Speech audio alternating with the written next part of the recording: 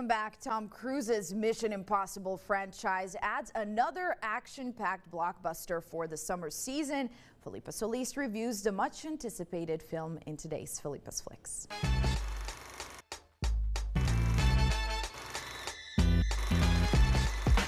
The odds are deemed impossible. The mission falls to him.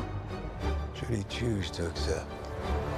Welcome back to another episode of Felipa's Flix. As always, I'm joined here by Felipa Solis, our acclaimed film critic, and today we're talking the one and only Tom Cruise in Mission Impossible. Ethan Hunt.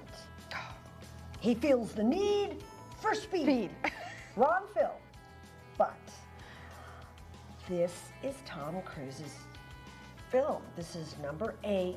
This is clearly the last in the series, the final reckoning. You would think it'd be the final reckoning, even though off topic, I am waiting for one more tour of Cher, but I think this is the final reckoning. Tom Cruise is 63 years old. How he does what he does is phenomenal. He clearly eats air sandwiches and does push-ups all day long because it's unbelievable. And even if you want to spend 3 hours of your day watching this film without really engaging in the plot, you can just sit and watch his stunts and be overwhelmed. He produced the movie. It's his film.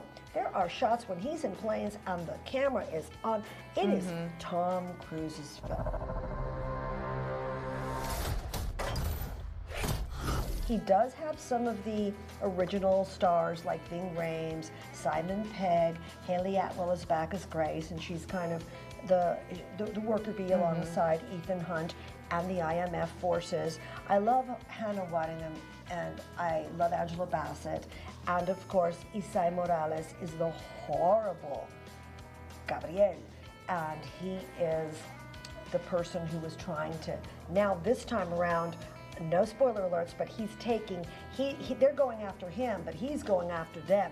And he gets them because he wants to take all of that which Tom Cruise has with respect to how to debunk entity, because if he can debunk that AI entity which clearly wants to take over the world, then Tom Cruise is good. But Isai Morales knows too much and is wanting to debunk the debunk.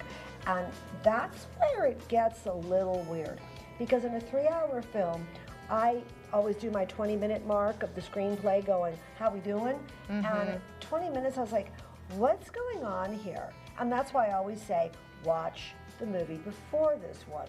Watch Dead Reckoning that came out in 2023. So you need to do homework. You need to do a little homework so you can kind of dive right in. Gorgeous, perfect cinematography, but stick with it.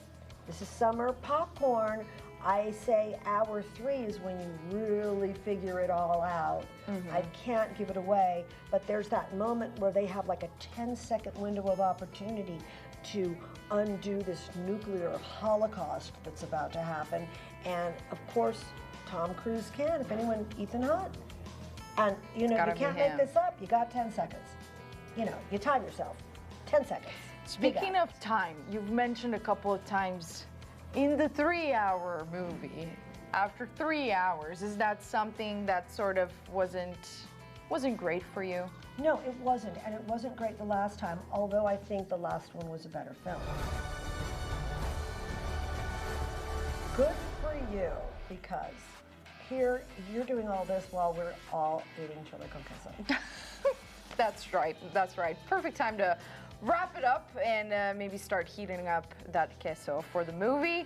All right, thank you, Felipa, once again. We'll be back very soon.